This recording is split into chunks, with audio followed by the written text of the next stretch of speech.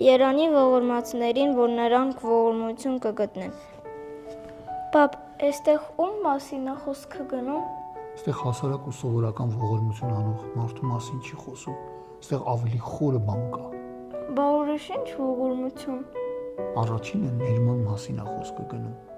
Հիշում ես աղոթքի բառերը, որ Հիսուսը իր աշակերտներին սովորեցնում էր։ Հա, բա ոնց չէ, Հայր ներիր մեր մեղքերը, ինչպես մենք ինքներում մեր դեմ մեղք գործողներին։ Ապրես տղես, եթե դու ներել չգիտես ու չես ուզում ներես, եթե սիրում ես մեղքը ու չես ուզում ազատվես, Աստված քեզ չի կարող օգնի ու նրա ներումը չես կարող ճաշակես։ Այսինքն ներեմ ինձ նեղացնողներին։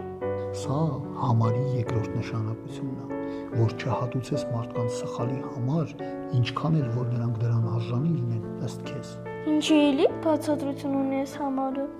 Հա, մեկն էլ ասեմ ու ամենակարևորը, որ ցույց է տալիս մարդը որ հոգով է առաջնորդվում, Աստծո թե չարի։ Ու այստեղ հունարեն խեսեդ բառն է օգտագործված, որը նշանակում է ամբողջ հոգով, սրտով, մտքով, այսինքն ողջ էությամբ կարիքից լինել մարդուն, հասկանալով նրա կարիքը ու օգնել նրան, հաշվի չառնելով անձնական կարգավիճակը, ինչը արեց Աստված մարդանալով Հիսուս Քրիստոսի կերպարում։